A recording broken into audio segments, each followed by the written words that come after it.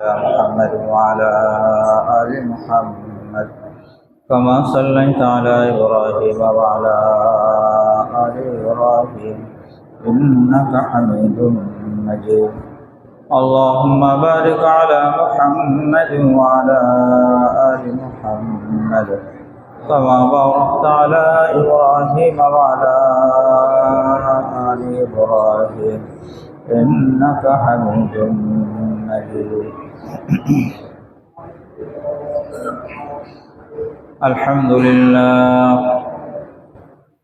لله نحمده ونستعينه ونستغفره ونؤمن به ونتوكل عليه ونعوذ بالله من شرور أنفسنا ومن سيئات أعمالنا. من يهده الله فلا مضل له ومن يضلله فلا هادي له. وأشهد أن لا إله إلا الله وحده لا شريك له وأشهد أن محمدا عبده ورسوله أرسله إلى كافة الناس بشيرا ونذيرا وداعيا إلى الله بإذنه وسراجا منيرا. صلى الله عليه وعلى آله وصحبه وسلم تسليما. أما بعد فأعوذ بالله من الشيطان الرجيم. بسم الله الرحمن الرحيم. ألف لام ميم. تلك آيات الكتاب الحكيم هدى ورحمة للمحسنين الذين يقيمون الصلاة ويؤتون الزكاة وهم بالآخرة هم يوقنون. أولئك على هدى من ربهم وأولئك هم المفلحون. ومن الناس من يشتري لهو الحديث ليضل عن سبيل الله بغير علم ويتخذها هزوا. أولئك لهم عذاب مهين. وإذا تتلى عليه آياتنا ولى مستكبرا كأن لم يسمعها كأن في أذنيه وقرا فبشره بعذاب أليم. إن الذين آمنوا وعملوا الصالحات لهم جنات النعيم خالدين فيها وعد الله حقا وهو العزيز الحكيم. خلق السماوات بغير عمد ترونها وألقى في الأرض رواسي أن تميد بكم وبث فيها من كل دابة وأنزلنا من السماء ماء فأنبتنا فيها من كل زوج كريم. هذا خلق الله فأروني ماذا خلق الذين من دونه بل الظالمون في ضلال مبين صدق الله العظيم محترم হাজিরিন, ধারাবাহিক তাফসীরের পর্যায়ে আজকে আমরা পবিত্র কোরআনুল কারীমের সূরাতুল লুকমান 31 নম্বর সূরা, এই সূরা আমরা শুরু করলাম। 2 সপ্তাহের বিরতি ছিল ঈদ কেন্দ্রিক। আজকে আবার আল্লাহ তাআলা মেহেরবানি করে কোরআনের মজলিসে আমাদেরকে বসার তৌফিক দিলেন, সুযোগ করে দিলেন। এই জন্য সকলে আল্লাহ পাকের শুকর আদায় করে বলে আলহামদুলিল্লাহ। আসলে আমাদের তো তেমন কিছুই নাই, আমলে ত্রুটি, ইমানে ত্রুটি, সব জায়গায় তো ত্রুটি আমাদের। বাকি আল্লাহ তাআলা বড় মেহেরবান। রব্বুল আলামিনের দরবারে আমরা আশাবাদী যে আল্লাহ তাআলা কোনো এক বিষয়কে উসিলা করে আমাদের ইনশাআল্লাহ নাজাতের ফয়সালা করে দিবেন। তো আমরা প্রত্যেক সপ্তাহে অল্প সময়ের জন্য বসি, আল্লাহর কালামকে সামনে নিয়ে কোরআনের কথা বোঝার জন্য। আমাদের সকলের দিলেই এটা থাকে যে কোরআনের হেদায়েতের বাণী আমাদের সামনে আসবে, আমরা মানার চেষ্টা করব, আমলের চেষ্টা করব ইনশাআল্লাহ। অনেক ভাইয়েরা অনেক দূর দূরান্ত থেকেও আসেন, বিভিন্ন মহল্লা থেকে কষ্ট করে আসেন। গত সপ্তাহে যদিও আমি উপস্থিত ছিলাম, কিন্তু এর আগে ঘোষণা করা হয়েছিল যে 2 সপ্তাহ হবে না। যেহেতু তাফসীর আমাদের ধারাবাহিক, তো আগে যারা শুনেছেন যে 2 সপ্তাহ হবে না, আর সেই কথাকে কেন্দ্র করে গত সপ্তাহে আসেন নাই, তো আমরা করে ফেললে তো সেই ধারাবাহিকতা রক্ষা হতো না। সেজন্য আমরা গত সপ্তাহে তাফসীর করি নাই। আল্লাহ তাআলা আমাদের এই বসাকে কবুল আর মঞ্জুর করে নেন, আমিন। এই সূরার নাম সূরাতুল লুকমান। হযরত লুকমান আলাইহিস সালাম, ওনার নামেই সূরা। হযরত লুকমান নবী ছিলেন কিনা এ ব্যাপারে মতভেদ আছে। অধিকাংশ মুফাসসিরিনের অভিমত হলো হযরত লুকমান নবী ছিলেন না, উনি নবী ছিলেন না। তবে আল্লাহ তাআলা ওনাকে হিকমত দিয়েছেন, ইলম দিয়েছেন, জ্ঞান প্রজ্ঞা দিয়েছেন। তিনি যে একজন হিকমতওয়ালা, জ্ঞানওয়ালা, প্রজ্ঞাবান মানুষ ছিলেন, এটা রাসূল আকরাম সাল্লাল্লাহু আলাইহি সাল্লামের যুগের মক্কার যে সমস্ত কুরাইশের কাফেররা ছিল, আরবের কাফেররা, তাদের কাছেও এই লোকমান একজন স্বীকৃত গ্রহণযোগ্য ব্যক্তি ছিলেন। হযরত লোকমান কারো কারো অভিমত অনুযায়ী নবীও ছিলেন, কিন্তু অধিকাংশদের অভিমত তিনি কি ছিলেন না, নবী ছিলেন না। তবে তাফসীরের কিতাবে কথা লেখে যে ওনার কাছে আল্লাহ তাআলার পক্ষ থেকে এই অফার আসছিল যে আপনি কি নবী হবেন, আপনাকে নবুয়ত দেওয়া হবে, আপনি এটা চান, নাকি আপনাকে জ্ঞান প্রজ্ঞা দেওয়া হবে, কোনটা চান? হযরত লোকমান তখন বলেছিলেন, যদি হুকুম হয় নবুয়তের জিম্মাদারি পালন করার, তাহলে তো শিরোধার্য আমি সেটা করব। আর যদি হুকুম না হয়ে আমার কাছে যদি প্রস্তাব করা হয়, তাহলে নবুয়ত না, আমি কি চাই? হিকমত চাই। লোকমান হাকিম, যার মধ্যে হিকমত থাকে তাকে হাকিম বলা হয়। আর আরবিতে হিকমতের এক অর্থ হলো জ্ঞান আর প্রজ্ঞা, জ্ঞানওয়ালা, জ্ঞানী, প্রজ্ঞাবান। তো ওনাকে বলা হয়েছে কি নিবেন, উনি নবুয়ত নিতে পছন্দ করেন নাই। এটার কারণ হিসাবে লেখে যে একটা হলো আল্লাহ তাআলার পক্ষ থেকে সরাসরি কোনো জিম্মাদারি অর্পণ করা,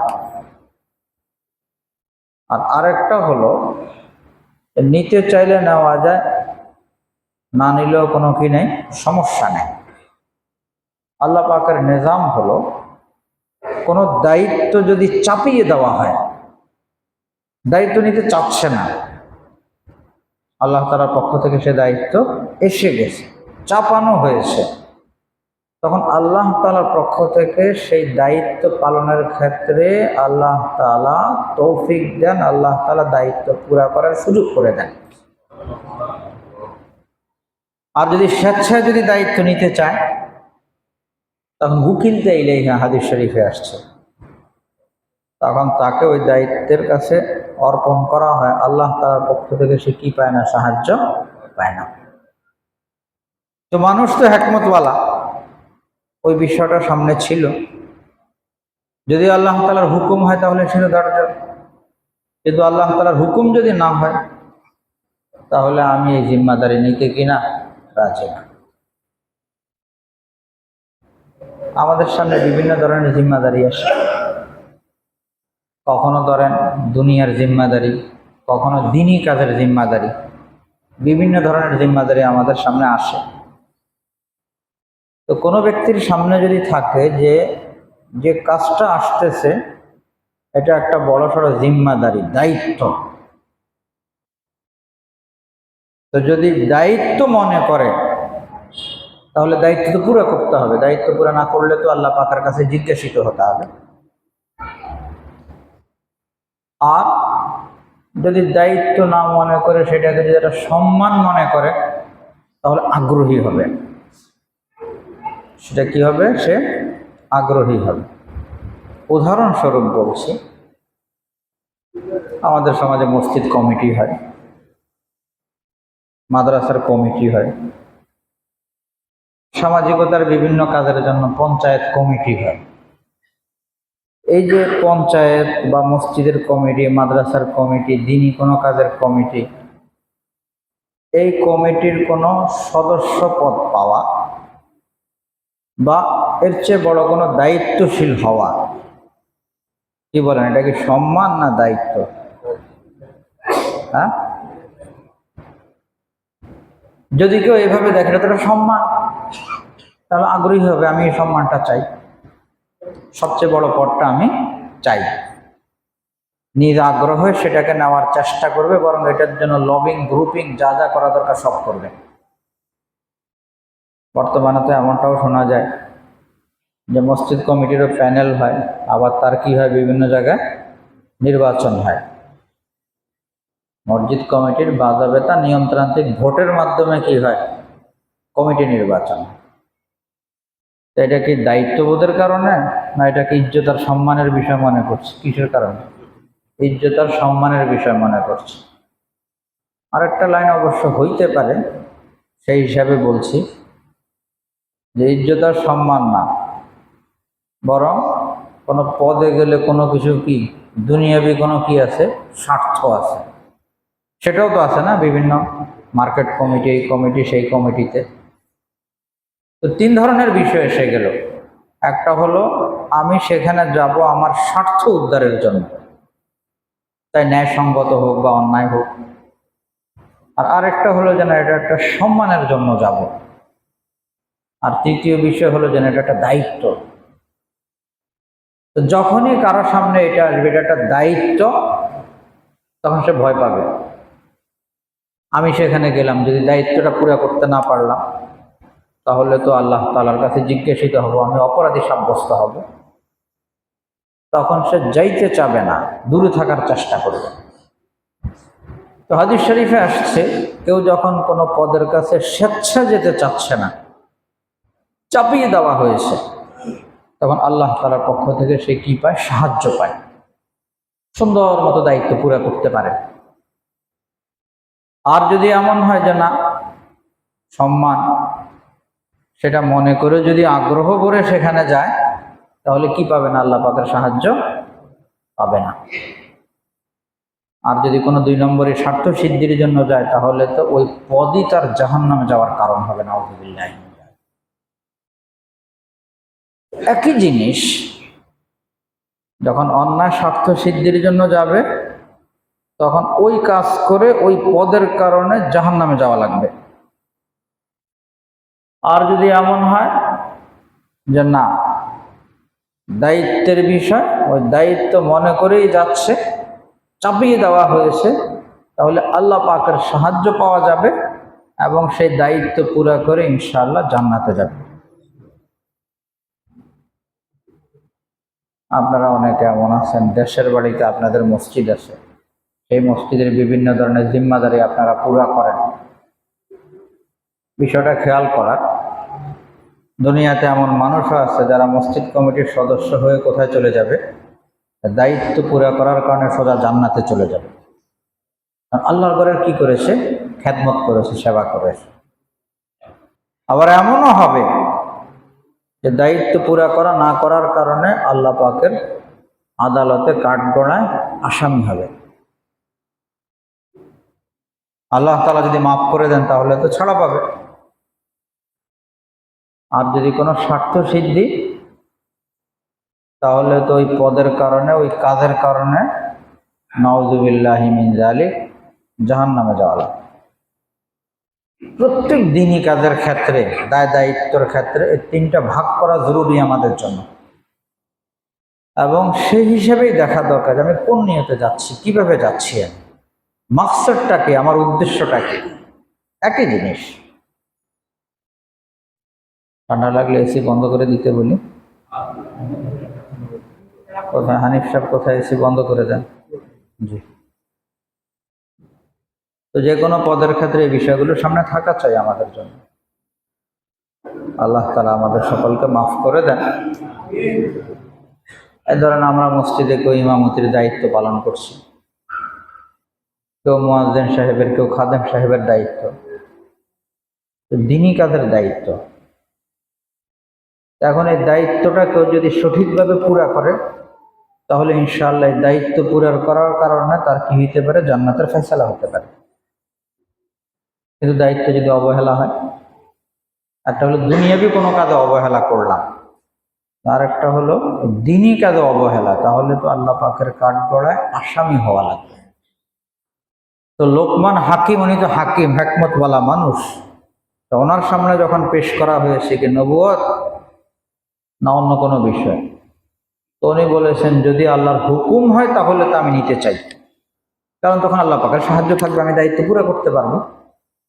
আর যদি আল্লাহ পাকের নির্দেশনা না, বরং আমার ইচ্ছা, তাহলে সেক্ষেত্রে না, তাহলে তো আমি হয়তো কি করতে পারবো না, দায়িত্ব পুরো করতে পারবো না, আসামি হয়ে যাব।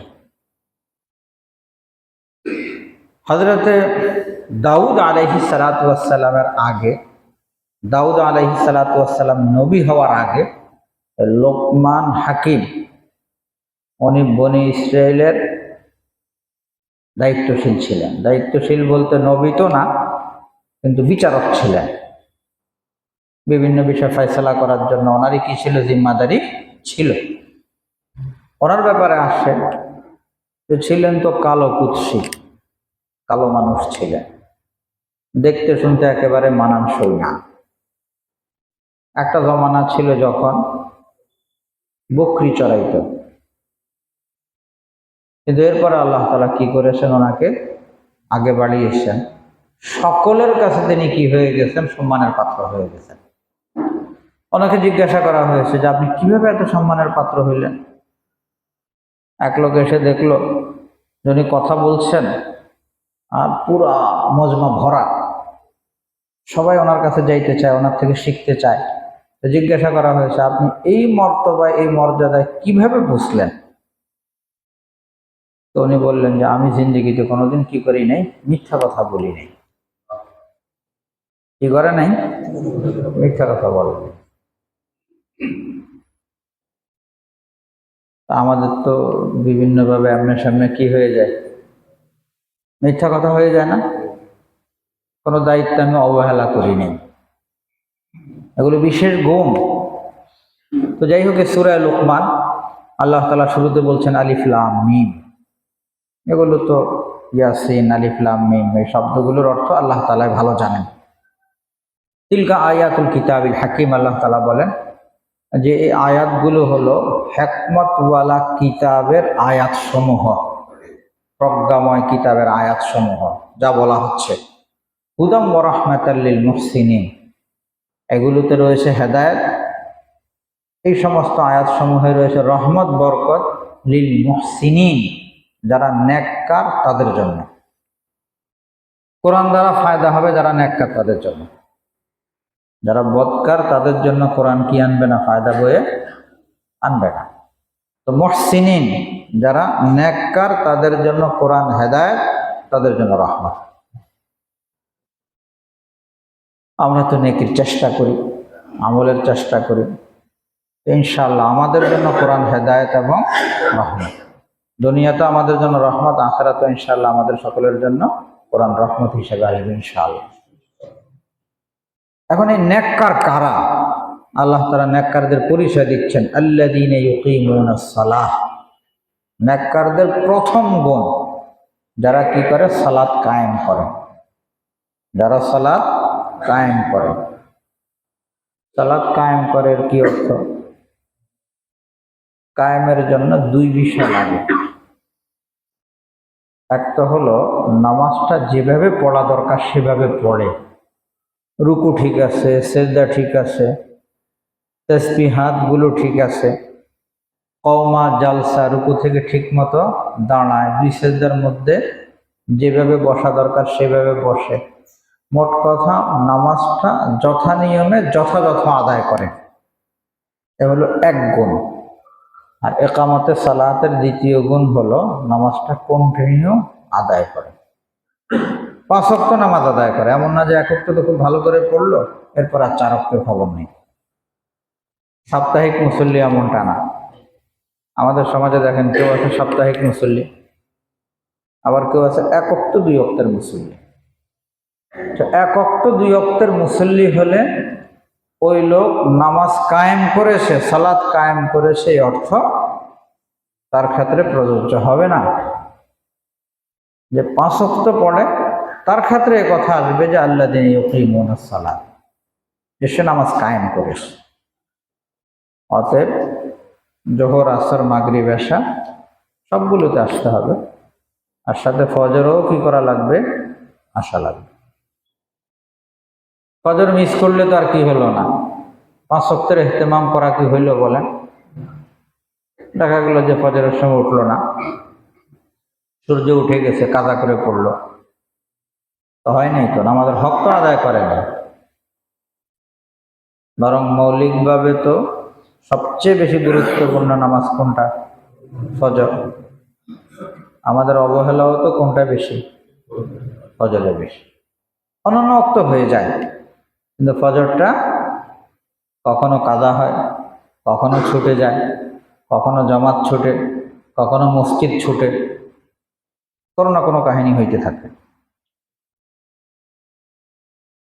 তো যারা বাস্তবিক অর্থে নেককার, তাদের প্রথম টার্গেট থাকা লাগবে কোন নামাজ? ফজরের নামাজ। ফজরের ক্ষেত্রে কোনো ত্রুটি বিচ্ছুতির কি নেই, সুযোগ নেই, যে এখানে আমার কোনো অবহেলা আসবে না। এটাকে খুব টাইটভাবে ধরা লাগবে। ফজর ছুটতে পারবে না, কি বলেন, আমাদের ফজর ছুটবে? একটা হলো ছুটবে না, বাসায় পড়ে নিব, আর একটা হলো যে না, মসজিদে এসে জামাতের সাথে আদায় করবো। কোনটা? মসজিদে এসে জামাতের সাথে আদায় করা লাগবে। তাহলে সকালবেলার বুনিয়াদ তৈরি হয়ে গেল, ভিত রচিত হলো আমার। আমি যখন ফজরের নামাজটা মসজিদে এসে জামাতের সাথে পড়লাম, তাহলে দিন তো শুরু হলো, দিনের শুরুতেই আমার দিনদারির ভিতটা মজবুতভাবে হয়ে গেছে আমার, এরপর আমি সামনে চলি। কিন্তু সকালে যদি কি হয়ে যায়, ফজরের ক্ষেত্রে যদি বাসায় পড়ে নিলাম, দেরি করে পড়লাম, তাহলে শুরুর ভিতটাই কি হয়ে গেছে, নড়বড়ে হয়ে গেছে। আর যদি একদম যদি না পড়ে, তাহলে তো হাদিস শরীফে আসছে যে শয়তানে তার কানের মধ্যে পেশাব করে দেয়। একজন মানুষ যখন ঘুমায়, তো তখন শয়তানে মন্ত্র পড়ে এই যে ঘাড়ের এখানে গিট্টু লাগায়, গিরে লাগায়, বলে আলাইকা লাইলুন তাবিল ফারকুদ, আরে লম্বা রাত্র, ঘুমাও ঘুমাও। নবীজি সাল্লাল্লাহু আলাইহি সাল্লাম বলেন, যখন কোনো ব্যক্তি জাগ্রত হইল, জাগ্রত হওয়ার পরে দোয়া পড়ছে, আলহামদুলিল্লাহিল্লাযী আহইয়ানা বা'দামা আমাতানা ওয়া ইলাইহিন নুশুর। শয়তানের একটা গিট খুলে গেছে। এরপরে যখন ওযু করে আরেকটা খুলে গেছে, আর এরপরে যখন নামাজে দাঁড়ায় 3 নম্বরটাও খুলে গেছে। নবীজি সাল্লাল্লাহু আলাইহি সাল্লাম বলেন, সে এখন এমন হয়ে গেল যে সারাদিন মানসিকভাবে তার মধ্যে প্রফুল্লতা থাকবে। দিনদারির কাজ, ইবাদত বন্দেগীর কাজের ক্ষেত্রে সে খুব আরামের সাথে, আনন্দের সাথে আগে বাড়তে পারবে। আর যদি শৈলে ফজরটা ঠিক মতো পড়লো না, তো নবীজি বলেন ফাসবাহা খাবিসান নাফসি কাসলান। আমাদের সমাজে মানুষ বলে না খবিস, বলে না খবিস, তো নবীজি কিন্তু খবিস শব্দ ব্যবহার করেছেন। নবীজি এটা খবিস হয়ে সকাল কি করলো, শুরু করলো। নবীজির ভাষা ফাসবাহা খাবিসান নাফসি, এটা নফসটা খবিস, খবিস অবস্থায় সকাল শুরু করলো। কাসলান, সারাদিনই তার দিনদারির কাজের মধ্যে কি থাকবে, অলসতা থাকবে। আল্লাহ তাআলা আমাদের সকলকে হেফাজত করেন। তাই জন্য ফজরের ক্ষেত্রে খুব সচেতন হওয়া জরুরি। এখন তো রাত্রেও কি ছোট, যার কারণে অবহেলা আমাদেরকে বেশি পায়। আবার ওদিক থেকে ঘুমানোর সময় তো কি যেন আছে না, মোবাইল আছে। আর এটা তো এমন জিনিস, এটা শুরু করলে আধা ঘন্টা গেল না 1 ঘন্টা গেল, খবরই থাকে না। কোন সময় যে চলে গেছে, আজকে নিয়ত করেছে একটু আগে ঘুমাবে, 11টার মধ্যেই কি চলে গেছে বিছানাতে। সামান্য একটু দেখি, সামান্য একটু দেখতে গিয়ে কোথায় 1-1.5 ঘন্টা চলে গেছে, খবরে নেই। তো এগুলো করলে তো আর কি করা যাবে না, যথাসময় উঠা যাবে না। আল্লাহ তাআলা আমাদেরকে বুঝ দান করেন। আমিন। তো নেককারদের প্রথম গুণ হলো যারা নামাজ যথাযথভাবে আদায় করেন। দ্বিতীয় গুণ ওয়ায়ুতুনা যাকাত, যারা যাকাত আদায় করে। যাদের উপরে যাকাত ফরজ, যথাযথভাবে কি করে, যাকাত আদায় করে। একটা তো হলো যাকাত ফরজ বিষয়, না করলে তো আল্লাহ পাকের দরবারে আসামি হওয়া লাগবে। নামাজের খাতে একটা হলো ফরজ, ওয়াজিব, সুন্নাত, কিন্তু এরপরে আছে আল্লাহ তাআলার কিছু মহব্বতের দাবি। 2-4 রাকাত নফল পড়লো, ভাই ফরজ তো সবাই পড়ে, তো উনি চায় যে আল্লাহর সাথে সম্পর্কটা অন্যদের থেকে ভালো থাকুক, অগ্রসর থাকুক।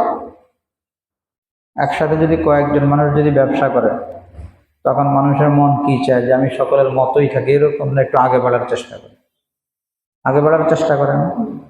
তো দিনদারির ক্ষেত্রেও তো কি লাগবে, এরকম আগে বাড়ার এক প্রবণতা, এক প্রচেষ্টা মানুষের দিলের মধ্যে থাকা লাগবে। তো ফরজ সবাই পড়ে, আমি 2-4 রাকাত নফলও পড়ি, আলহামদুলিল্লাহ, এটা খুশির বিষয়। যাকাত ফরজ, না দিলে আল্লাহ পাকের কাছে আসামি হওয়া লাগবে, এটা তো সবাই দিবে।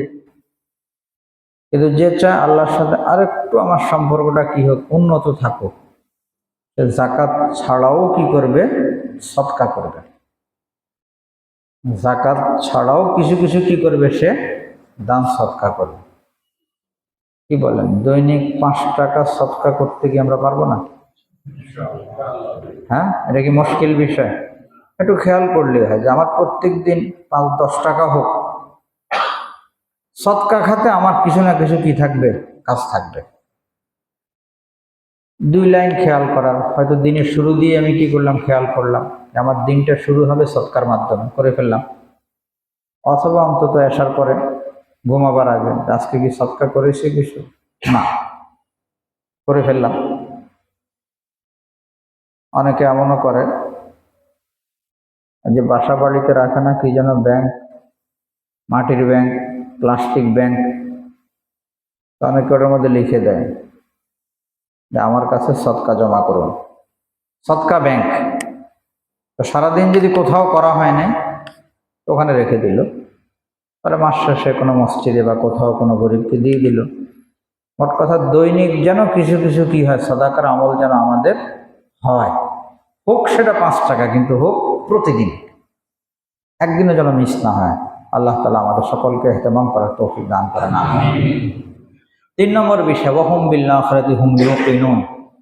নেককাররা হলো ওই সমস্ত লোক যাদের আখিরাতের উপরে ইয়াকিন আছে, আখিরাতের উপরে ইয়াকিন আছে। এই তো আমাদের দুনিয়ার পরে কবর, কবরের পরে যে হাসর, মিজান, পুরসিরাত আছে। একটা হলো ভাষা আর একটা হলো ইয়াকিন। ইয়াকিন যদি হয় তাহলে তার নামাজ সুন্দর হবে, তার রোজা সুন্দর হবে, সব নেকামল সুন্দর হবে তার। আর যদি ইয়াকিন না, পরটা পরে দেখা যাবে, তাহলে কিন্তু সুন্দর হবে না। আখিরাতের চিন্তা যত মাথায় থাকবে তত তার দুনিয়া কি হয়ে যাবে, সুন্দর হয়ে যাবে।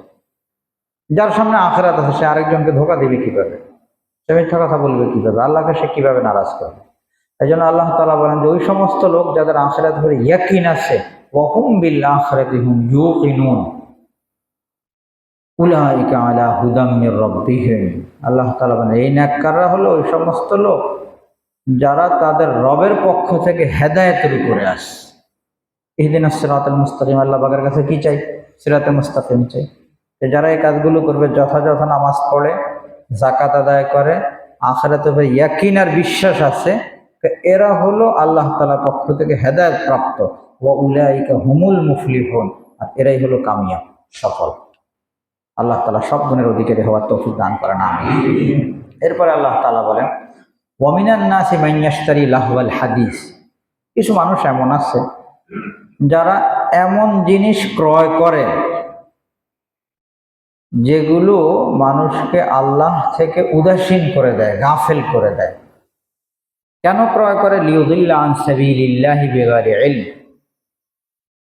তাদের উদ্দেশ্য যে আল্লাহর রাস্তা থেকে গোমরা করে দেওয়া, দূরে সরিয়ে দেওয়া।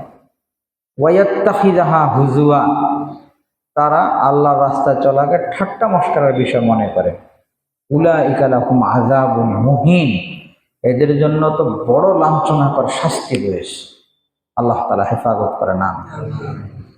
এখানে আসলে একটা ঘটনাকে কেন্দ্র করে আয়াতটা নাজিল হয়েছে। মক্কার এক কাফের নজর বিন হারেস, সে যখন দেখলো যে কোরআনুল কারীমের তিলাওয়াত শোনার জন্য মানুষ আগ্রহী, কাফেররাও গোপনে গোপনে কি করে? কোরআনের তিলাওয়াত শোনে। বড় ব্যবসায়ী ছিল, পারস্যের সাথে তার কি ছিল? ব্যবসায়ী সম্পর্ক ছিল। 2 ধরনের বর্ণনা পাওয়া যায়। এক বর্ণনা তো হলো সেই পারস্য থেকে কিছু বই পুস্তক নিয়ে আসছে, তো মানুষ কোরআনের ঘটনা শুনে, আমি এর চেয়ে আরো চমৎকার ঘটনা শোনাবো। কোরআনের ঘটনার মধ্যে কি আছে? আদ সম্প্রদায়, সামুদ সম্প্রদায়, এমন ঘটনা আছে যেই ঘটনা শুনলে মানুষের দিলে কি আসে? ভয় আসে। সে আমল বলা হয়, নেককার হয়। বেহুদা ঘটনা, কোনো দাবি নেই, কোনো কিছু নেই, এমন ঘটনা তো কোরআনে নাই। কিন্তু মানুষের কাছে কি এমন কথা শুনতে ভালো লাগে? যেগুলি শুনলে কি করা লাগে? কাজ করা লাগে, ভয় ঢুকে, আখিরাতের ফিকির ঢুকে, মেহনত করা লাগে, আমল করা লাগে। এগুলি তো মানুষের কাছে কি লাগে না? ভালো লাগে না। এমন কোনো ঘটনা যে শুনতে খুব মজা, কিন্তু পরবর্তী কোনো কিছুই করা লাগে না, সেগুলির প্রতি না মানুষ বেশি আকৃষ্ট হয়। উদাহরণস্বরূপ আপনি কোনো মাসলা মাসাইল পড়লেন, আর আরেকটা হলো কিসসা কাহিনী পড়লেন, মানুষের কাছে কোনটা বেশি ভালো লাগে? কিসসা কাহিনী ভালো লাগে না বেশি? কিসসা কাহিনী পড়লো, কিছু সময়ের জন্য কি নিল, মজা নিলে, পরে শেষ। সেগুলো তো বেশি ভালো লাগে। তো ওই লোক চিন্তা করলো যে আমি পারস্য সম্রাট এবং সেখানকার বিভিন্ন জনের গল্প, উপন্যাস এগুলি নিয়ে আসবো। নিয়ে আসছে সে, তার এগুলি শোনো। কোরআন থেকে বিমুখ করার জন্য সে মুতাবাদিল আর বিকল্প হিসাবে সেগুলোকে পেশ করেছে। এগুলো এক ধরনের ব্যাখ্যা। দ্বিতীয় আরেক ব্যাখ্যা হলো সে পারস্য গিয়ে সেখান থেকে গায়িকা আমদানি করেছে। তো কোরআন শুনবে, একটার পর একটা করা লাগবে, এগুলির দরকার নেই। তোমরা কি শোনো? আমি কি আনছি? মহিলা নিয়ে আসছি, এর থেকে কি শোনো? গান শোনো। উদ্দেশ্য কি? দিনদারি থেকে মানুষকে বিমুখ করা, এটা হলো উদ্দেশ্য। আল্লাহ তাআলা বলেন, যারা এরকম মানুষকে গোমরা করার জন্য, আল্লাহ থেকে উদাসীন করার জন্য জিনিসপত্র কিনে আর আল্লাহর রাস্তা চলাকে ঠাট্টা মস্করার বিষয় মনে করে বানায়, উলাইকা লাহুম আযাবুন মুহিন, এদের জন্য কঠিন শাস্তি আছে। এখান থেকে আমাদের যে শিখার বিষয়টা, আমাদের এই 24 ঘন্টা আমরা বিভিন্ন কাজ করি, এমন কোনো কাজ যেই কাজের কারণে মানুষ আখিরাত থেকে বিমুখ হয়ে যায়। 3 ধরনের হইতে পারে। খেলাধুলা, খেলতামাশা এমন আছে আমাদের যেগুলোর কারণে ঈমান নষ্ট হয়। কিছু আছে এরকম ঈমান নষ্ট হয় না, কিন্তু এর কারণে কি হয়ে যায়, গুনাহগার হয়। কি হয়, গুনাহগার হয়। বই পুস্তক, গল্প, কিসসা কাহিনী, বিভিন্ন ধরনের বিষয় উনি পড়াশোনা করেন, কিন্তু ওই পড়াশোনার ফাঁকে ফাঁকে নাস্তিক্যবাদের উনি কি করে, চর্চা করে, ঈমান নষ্ট করতেছে। আছে না এরকম বিভিন্ন বই পুস্তক, ঈমান বিধ্বংসী কথাবার্তা আছে। মনে তো করতেছে আমি বিজ্ঞান চর্চা করছি, কিন্তু বিজ্ঞান চর্চার ওই বইটা লিখেছে কোনো নাস্তিক। বিজ্ঞান চর্চার ফাঁকে ফাঁকে কি দিচ্ছে, নাস্তিক্যবাদ ঢুকিয়ে দিচ্ছে, ঈমান ধ্বংস করতেছে। আবার কিছু এমন আছে খেলাধুলা, কিন্তু খেলাধুলার মধ্যে সাথে কি ঢুকাচ্ছে, বিভিন্ন গুনাহ, জুয়া। খেলতামাশা করতে গিয়ে সাথে সাথে কি হচ্ছে, গুনাহ হচ্ছে। এগুলোর কারণে মানুষের আখিরাত শেষ হচ্ছে। আর যদি এরকম না হয়, এমনি কোনো খেলাধুলা করতেছে, কিন্তু সেই খেলাধুলার কারণে যদি নামাজ নষ্ট হয়, দিনদারি নষ্ট হয়, তাহলে সেটিও না জায়েজ হবে। উদাহরণস্বরূপ মোবাইলে কোনো গেম খেলছি, এখন মোবাইলের মধ্যে, গেমের মধ্যে এরকম জুয়াওয়ালা গেম আছে না, তো এটা খেললে তো তার আখিরাত শেষ, হারাম। অথবা এমন কোনো কিছু করছে যেগুলোর কারণে তার ঈমান নষ্ট হয়ে যাচ্ছে। আর আরেকটা হলো যে না, এমন কোনো খেলা খেলছে তার দ্বারা এই ধরনের কোনো কিছুই হচ্ছে না। আসলে অনেকে মোবাইলে বসে বসে সাপ খেলে, সাপ, আরো কি কি আছে না, অনেকে আবার গাড়ি। এখন এগুলো খেলার ক্ষেত্রে যদি এমন হয় যে এগুলোতে এত বেশি আসক্ত, নামাজ চলে যাচ্ছে, জরুরি কাজ চলে যাচ্ছে, মা ডাকছে, বাবা ডাকছে, কিছুরই খবর নাই, সে ওটার ধান্দায় আসে, তখনও ওই কাজগুলো হারাম হয়ে যায়। আর যদি এমন হয় যে না, সব ঠিক আছে, এরপরে একটু খেলতেছে, তখন সেটা মাকরুহ হয়। আল্লাহ তাআলা আমাদেরকে যে হায়াত দিয়েছেন, এই হায়াতটাই বেহুদা কাজে ব্যবহার করার জন্য না। এটা তো অনেক দামি জিনিস, মুহূর্তে মুহূর্তে শেষ হয়ে যাচ্ছে, এটাকে যত বেশি আখিরাতের কাজে লাগানো যায়। এমন কোনো খেলাধুলার বিষয় যার কারণে ফায়দা হয়, ওরা সব ব্যায়াম করতেছে, যাতে শরীরটা কি থাকে, ভালো থাকে, মানসিক চাঙ্গা হচ্ছে, অথবা শারীরিক কোনো কি আসতেছে, ফিটনেস বা কোনো কিছু ভালো হচ্ছে, সেটা ঠিক আছে। বাকি এর বাইরে কোনো উদ্দেশ্য ছাড়া কিন্তু আখিরাতের কোনো ক্ষতিও নাই, তাহলে মাকরুহ। আর আখিরাতের ক্ষতি হলে তো না যায়, হারাম হয়। ওয়াইদা তুতলা আলাইহি আয়াতুনা, আল্লাহ তাআলা বলেন যে এদের কাছে যখন আয়াত তিলাওয়াত করা হয়, ওয়াল্লা মুস্তাকবিরান, দিনের কথা যখন বলা হয় তখন ফিরে চলে যায়। কাল্লাম ইয়াসমাউ, নেয় না, সেটা শ্রবণ করে না, শুনে না। কাআন্না ফি উযুনাইহি ওয়াকরা, কেমন যেন তাদের কানের মধ্যে বধিরতা পেয়েছে। ফাবাশশিরহু বিআযাবিন আলীম, দিনের কথা আসলে শুনে না। বর্তমানে তো বিষয়টা আরো কঠিন হয়ে গেছে। উদাহরণস্বরূপ মসজিদ, জুমার দিন, দিনের কথা চলতেছে, কিন্তু উনি কি করতেছেন, মোবাইল নিয়ে ফেসবুক চালাচ্ছেন। পাওয়া যায় না এখন এরকম? হ্যাঁ, নিচতলায় না সব একসাথে বসা, মুরব্বীরা আছে, যিনি কথা বলছেন উনিও দেখছেন, ভিন্ন কিছু করতে গেলে ধমক টমকও কি খাইতে পারে, লজ্জিত হইতে পারে, অপমানিত হইতে পারে। কিন্তু যখন দোতলায় তিনতলায় চলে যা, কথার জায়গায় কথা হচ্ছে, উনি কি করতেছেন, মোবাইল চালাচ্ছেন।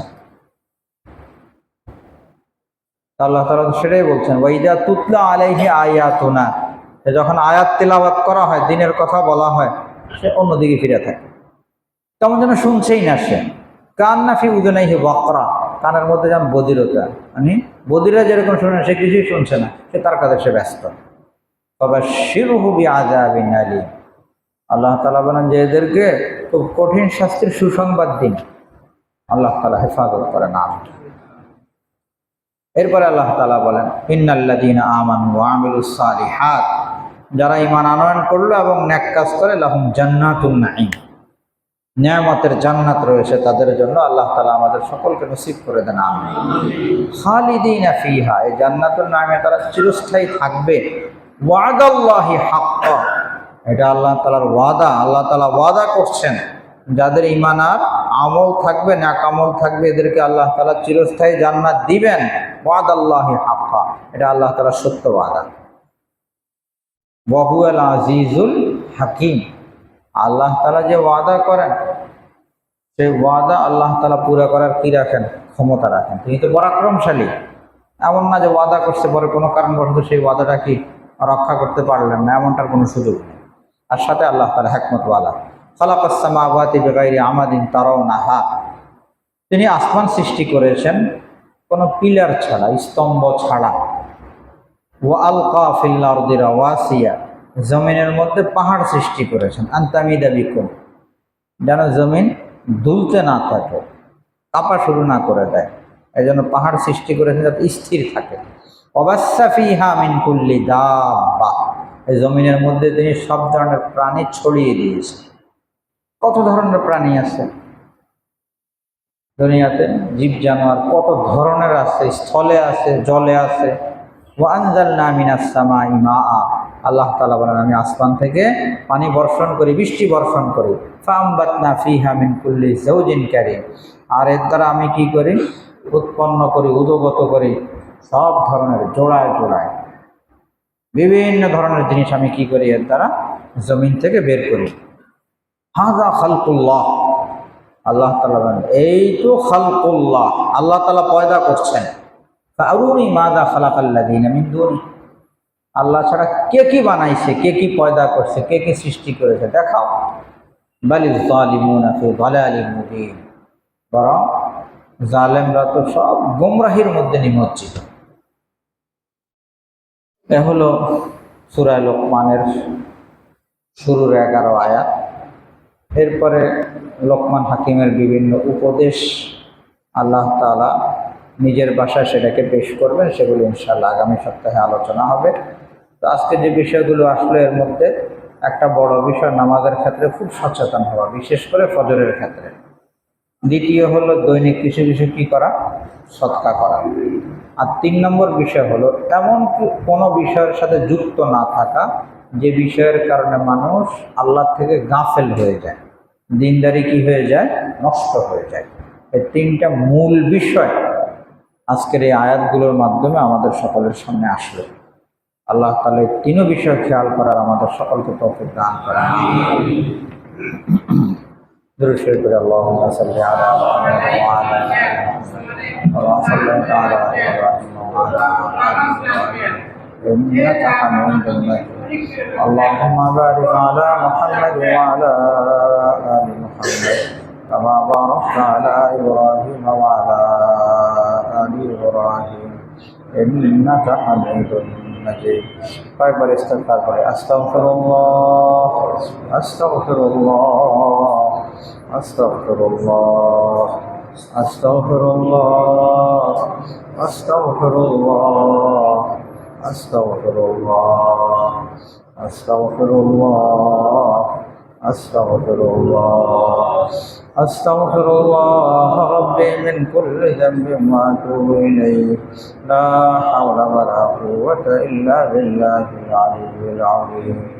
লা ইলাহা ইল্লাল্লাহ মুহাম্মাদুর রাসূলুল্লাহ সাল্লাল্লাহু আলাইহি ওয়াসাল্লাম। লা ইলাহা ইল্লাল্লাহ লা ইলাহা ইল্লাল্লাহ লা ইলাহা ইল্লাল্লাহ লা ইলাহা ইল্লাল্লাহ لا إله إلا الله لا إله إلا الله لا إله إلا الله لا إله إلا الله لا إله إلا الله محمد رسول الله صلى الله عليه وسلم আজকে অনেকেই দোয়া চেয়েছেন, কেউ মাগফিরাতের জন্য, কেউ সুস্থতার জন্য। অনেক ভাই দোয়া চেয়েছেন, আমরা সকলের জন্য দোয়া করি। আলহামদুলিল্লাহ রাব্বিল আলামিন ওয়াসসালাতু ওয়াসসালামু আলা সাইয়্যিদিল আমবিয়া ওয়া আশরাফিল মুরসালিন ওয়া আলা আলিহি ওয়া সাহবিহি আজমাইন। ইয়া আল্লাহ ইয়া আরহামার রাহিমিন, মাওলা আমাদের সকলকে মাফ করে দেন মাওলা। ইয়া আল্লাহ আমাদের জন্য হেদায়েতের ফয়সালা করে দেন মাওলা।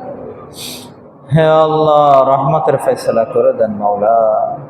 মাওলা ঘরে ঘরে হেদায়েতের হাওয়া চালু করে দেন মাওলা। হে আল্লাহ আমাদেরকে নেককার হিসেবে কবুল আর মঞ্জুর করে দেন মাওলা। আমাদেরকে ইমানদার বানায় দেন মাওলা। আমাদেরকে মুহসিনিনের অন্তর্ভুক্ত করে দেন মাওলা। হে আরহামার রাহিমিন, আমাদের কাছে আমল নাই, কিছুই নাই মাওলা। আপনি তো মেহেরবানি করে কোরআনের সাথে মহব্বত করার তৌফিক দিয়েছেন মাওলা। আমরা তো প্রতি সপ্তাহে বসার চেষ্টা করি মাওলা। আপনি মেহেরবানি করে বসার উসিলায় কালকে আমাদের মাঠে আমাদের জন্য নাজাতের ফয়সালা করে দিয়ে দেন ইয়া আরহামার রাহিমিন, ইয়া আরহামার রাহিমিন। মাওলা আমাদেরকে 5 ওয়াক্ত নামাজের পরিপূর্ণ পাবন্দি করেন ওয়ালা বানায় দেন মাওলা। আল্লাহ আমাদের মওত পর্যন্ত যেন ফজর না ছুটে মাওলা। আল্লাহ ইয়া আরহামার রাহিমিন, যেদিন আপনার ডাকে আমাদের সাড়া দেওয়া লাগবে সেদিনও যেন আমাদের ফজরের নামাজটা জামাতের সাথে হয় মাওলা। আল্লাহ আমাদেরকে মওত পর্যন্ত জামাতের সাথে আমাদের পাবন্দি করে নেওয়ালা বানায় দেন মাওলা। ইয়া আরহামার রাহিমিন, আমরা নিয়ত করেছি প্রতিদিন দান সদকা করবো মাওলা। আমাদেরকে তৌফিক দিয়ে দেন মাওলা। ইয়া আরহামার রাহিমিন, মাওলা আমাদেরকে আখিরাতের উপর পাক্কা ইয়াকিন ওয়ালা বানায় দেন মাওলা।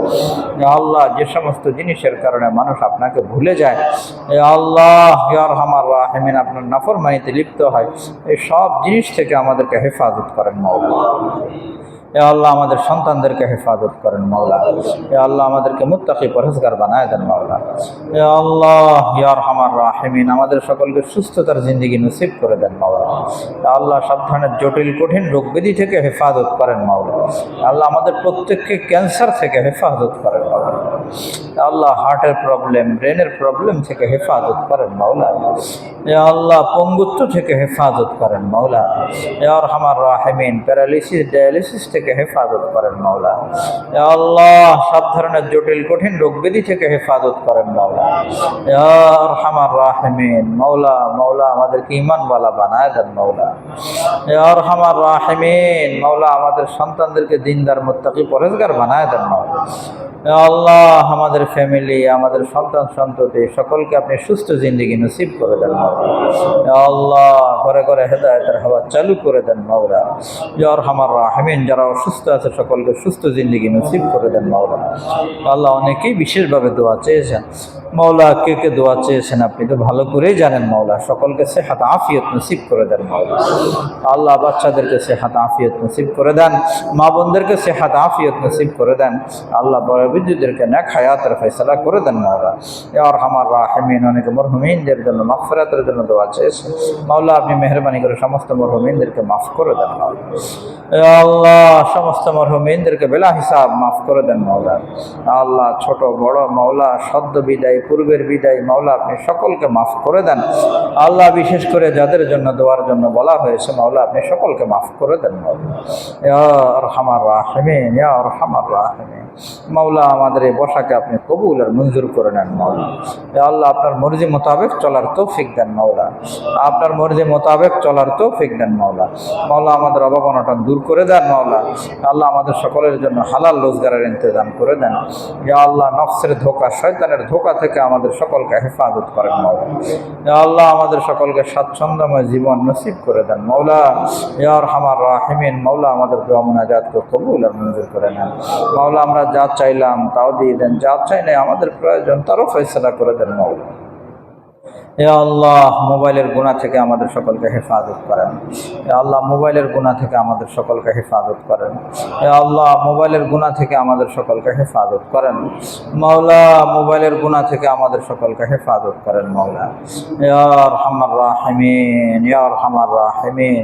মাওলা, আমাদের তফসিরের শরীকরা, তফসিরের মুসল্লিয়ানে কেরাম যারা এখন কবরবাসী হয়ে গেছেন মাওলা, সকলের কবরকে আপনি জান্নাতের টুকরা বানায় দেন। ইয়া আল্লাহ, এখানে যখন থেকে তফসির শুরু হয়েছে মাওলা, তখন থেকে কত মানুষ শরীক ছিলেন, এখন কবরবাসী হয়ে গেছেন মাওলা, সকলের কবরকে জান্নাতের টুকরা বানায় দেন মাওলা। ইয়া আরহামার রাহিমিন। মাওলা, আমরা সূরা লোকমান শুরু করলাম 21 নম্বর পারাতে মাওলা, 30 পারা পর্যন্ত আমাদের সকলকে পুরা করার তৌফিক দেন মাওলা। আমাদের হায়াতে বরকতের ফয়সালা করে দেন মাওলা। ওয়া সাল্লাল্লাহু আলা খাইরি খালকিহি মুহাম্মাদিন ওয়া আলিহি ওয়া সাহবিহি আজমাইন। سبحان ربك رب العزة عما يصفون وسلام على المرسلين والحمد لله رب العالمين آمين برحمتك يا أرحم الراحمين.